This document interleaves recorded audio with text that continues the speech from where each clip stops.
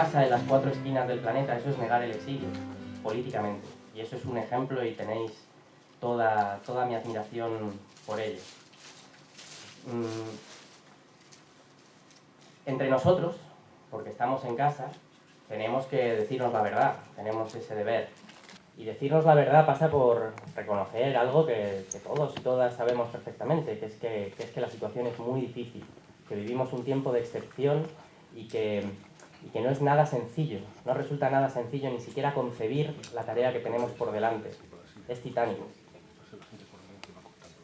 Lo que nosotros hemos venido llamando austeridad, que no es sencillamente una ideología, no es sencillamente un conjunto de políticas económicas. La austeridad es un dispositivo, es una mutación de lo que veníamos llamando neoliberalismo, que está produciendo en Europa una profunda transición. Es un movimiento constituyente que está alterando profundamente los esquemas y los modelos socioeconómicos de nuestras sociedades. La austeridad es un golpe de Estado al modelo del Estado del bienestar. Está reconfigurando las fuerzas sociales, económicas, bajo el mando autoritario de las finanzas, haciendo que se dibuje un escenario en el que vamos a sociedades de dos velocidades. Sociedades donde hay una brecha cada vez mayor entre minorías que cada vez tienen más y mayorías que cada vez tienen menos.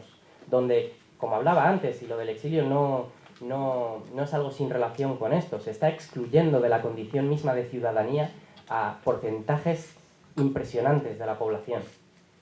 No estamos chocando contra un statu quo, contra un orden establecido que se defienda a sí mismo, que busque conservarse. No. Hay un movimiento en la austeridad que es revolucionario, que busca dinamitar todas las conquistas y los derechos sociales que son el resultado de muchas luchas a lo largo del siglo XX en Europa. Por eso nosotros hemos dicho que para entender la situación internacional, no solo en Europa, pero especialmente en el escenario europeo, tenemos que entender que hay un conflicto irreconciliable entre la austeridad, entendido como ese momento de transición que busca alterar lo más profundo de nuestros modelos socioeconómicos, y la democracia. ¿Por qué? En dos niveles, por lo menos. Nosotros hemos dicho desde el principio algo muy sencillo. La democracia no es solo votar cada 4 años. La democracia tiene bases materiales.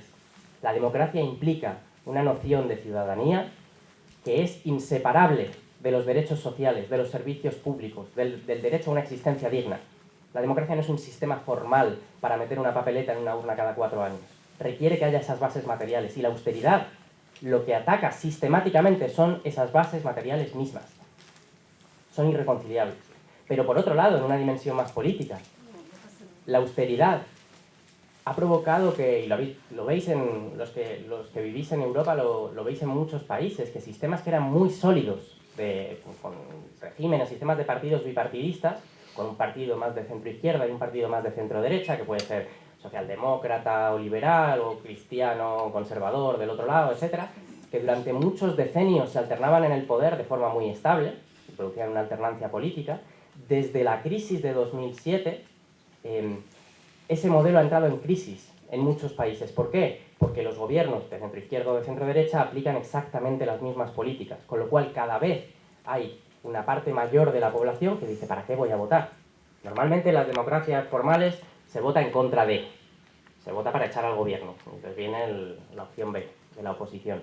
Pero en muchos países, y en este que nos acoge hoy en día, sois muy conscientes de los peligros que implica esto. Una vez que ese modelo de la alternancia entra en crisis, porque en realidad los gobiernos aplican las mismas políticas, hay una masa enorme de ciudadanos que se siente desapegado, distanciado de la política. Ese espacio político que se queda sin representación puede articularse y organizarse en direcciones completamente diferentes. Completamente diferentes.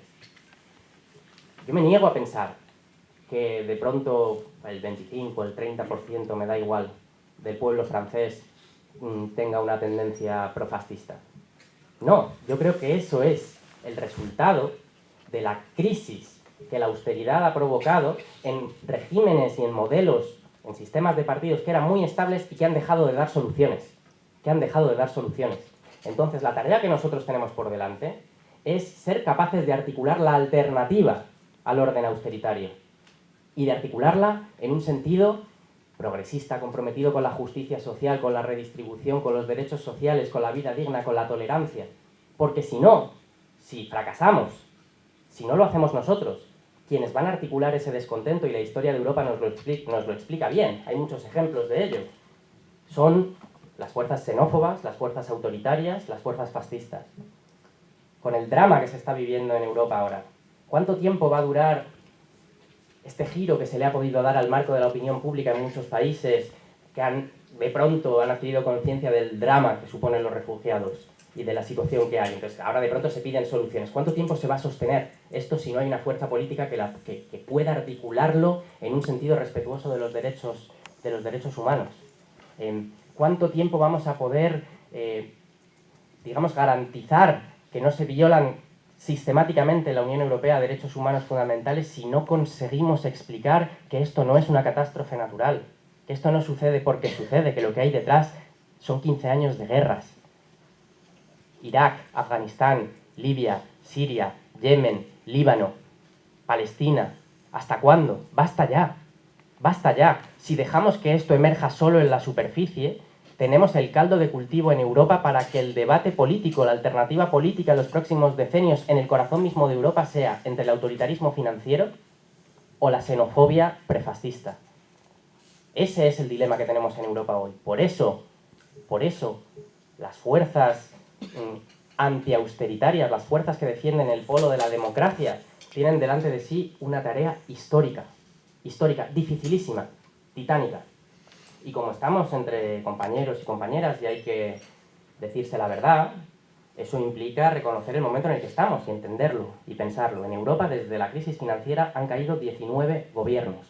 Esto que os decía, la crisis de la alternancia. Cada vez que un pueblo ha podido ir a votar, ha votado contra el gobierno que sistemáticamente ha desmantelado sus derechos sociales como salida a una crisis del capital y a una crisis financiera. Claro, 19 que ya son 20, porque el gobierno griego ha dimitido para convocar elecciones. Y esto, decir la verdad, implica reconocer que esto es una derrota amarga, que ese memorándum es una derrota no solo del gobierno griego y no solo del proceso griego, sino del proceso europeo, de esa misión que tenemos por delante. Nos toca pensar, nos toca entender lo que ha pasado, nos toca entender también algo que es muy complicado para una fuerza como la nuestra. El eslogan con el que Syriza se presentó a las elecciones de enero era «Vuelve la esperanza». Y es verdad, hubo un proceso de ilusión colectiva y de esperanza en torno al cambio político enorme. Y el mayor daño en el corto plazo de esta derrota en Grecia tiene que ver con el ánimo, con la desmoralización, con esa esperanza que se desvanece. Pues resulta que no se podía. Ya que estamos en la École Normale Supérieure y yo soy de formación filósofo, Spinoza decía que la esperanza y el miedo son dos caras de la misma moneda y que son afectos fundamentales del género humano, pero al mismo tiempo que son muy débiles, porque tienen muy poco sustento, muy poca base. Se puede pasar de uno al otro muy rápidamente. Y es verdad que en muchos lugares de Europa ahora mismo el conflicto se presenta como una batalla entre la esperanza y el miedo. Los gobernantes han perdido la capacidad de ilusionar. ¿Qué modelo de país plantea el Partido Popular para los próximos años? ¿Cuántos de sus votantes van a ir ilusionados a las urnas? No, van a ir por miedo a que ganen los otros, especialmente si somos nosotros. Pero por el otro lado, una de las lecciones que tenemos que sacar es que no podemos fundarnos solo en la ilusión o solo en la esperanza, que la esperanza necesita fuerza detrás, porque lo que le ha pasado al gobierno griego es que le ha faltado fuerza. Le ha faltado fuerza, una correlación de fuerza de manera completamente autoritaria, negando el principio democrático e incluso los principios legales más básicos del proyecto europeo. Lo que ha habido ha sido un acto de fuerza bruta, de imposición. De esta crisis, de lo que ha pasado en Grecia, yo quiero sacar dos lecciones. Lo primero es que esa demostración de fuerza por parte de Alemania y de sus poderes aliados revela también una inmensa fragilidad. ¿Por qué? Porque la crisis no se ha resuelto aplicando mecanismos legales. La crisis se ha resuelto en una habitación encerrados a las 6 de la mañana y por un procedimiento de excepción, por un golpe encima de la mesa. O esto os vais.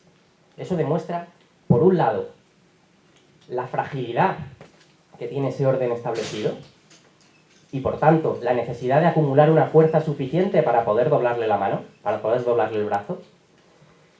Y, por otro lado, eso demuestra el miedo La Troika, cuando entró en este proceso de negociaciones, tenía 3 objetivos. Estos son declarados. 3 objetivos.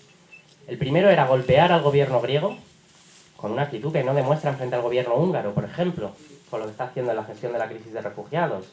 Ahí no hablan de los valores fundamentales de la Unión Europea, o por lo menos no con la misma actitud. Querían golpear a Grecia para alertar, en primer lugar a España, pero en todo caso para cerrar las posibilidades de que haya una alternativa política que se perciba como factible por la población. Querían meter miedo. Y eso implica esto. O sea, eso quiere decir esto, lo que está pasando.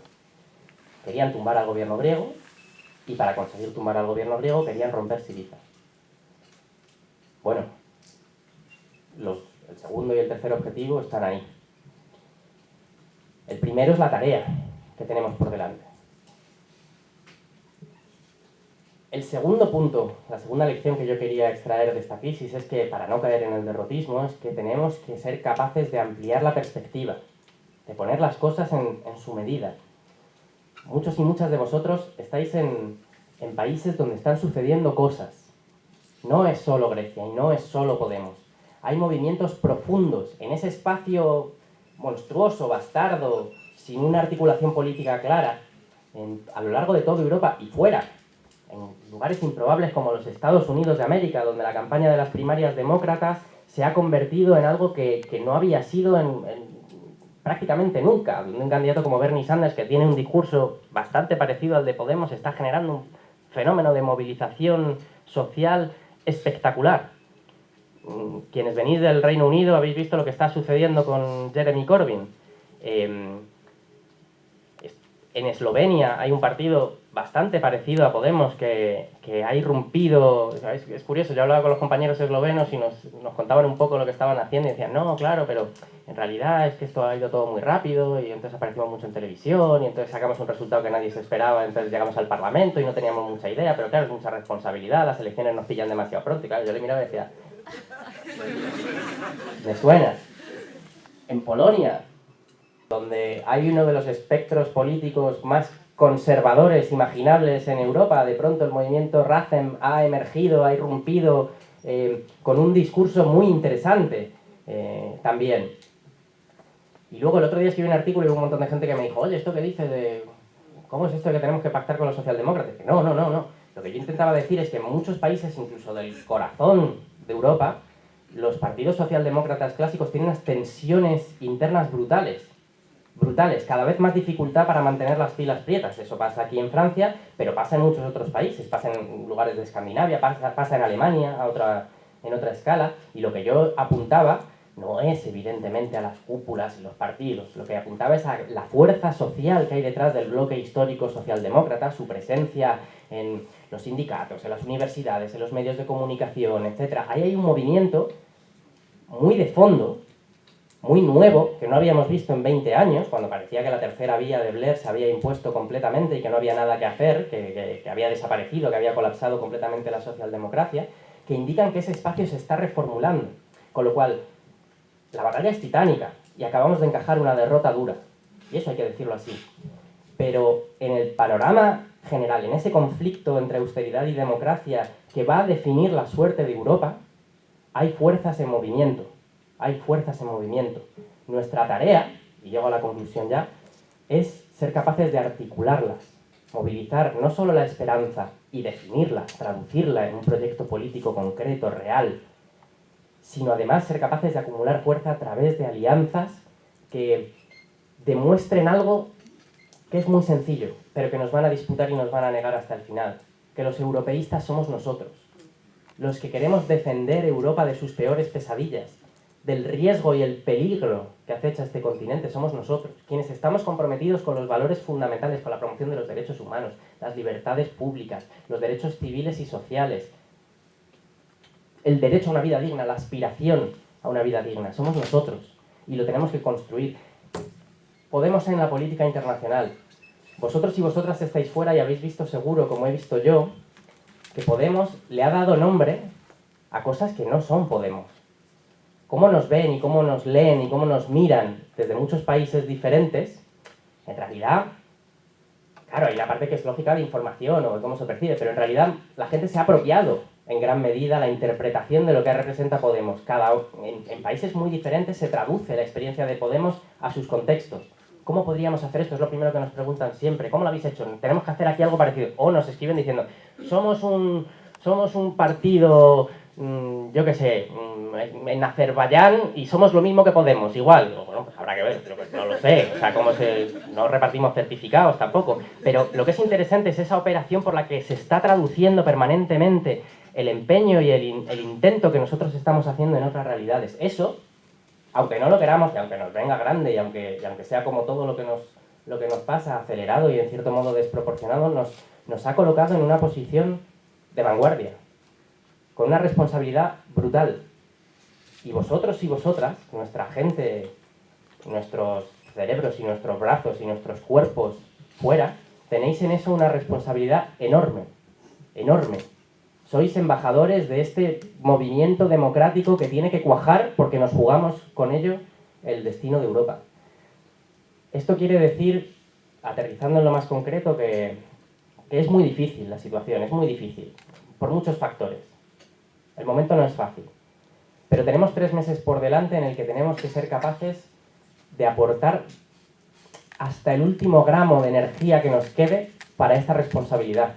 Y fuera de nuestras fronteras, tenemos que internacionalizar esta campaña. Tenemos que ser capaces de comunicar, de trasladar el mensaje, porque lo que está en juego no son las elecciones en España. Es la posibilidad de aprovechar esa visibilidad que tenemos, esa fuerza, ese interés que hay para explicar esto, para explicar el problema de Europa en términos en los que podamos ganar, para que prenda la mecha, para que haya contagio, para que la gente se interese, se movilice, se articule. No es solo ayudarnos entre nosotros, no es una cuestión de partido, es una cuestión de aprovecharla, os decía, no es solo transmitir esperanza, en España está pasando algo que podría ser muy bonito, es fuerza, y para eso vosotros y vosotras vais a ser esenciales. Me quedo aquí para no alargarme más, muchas gracias, es un placer estar con vosotros.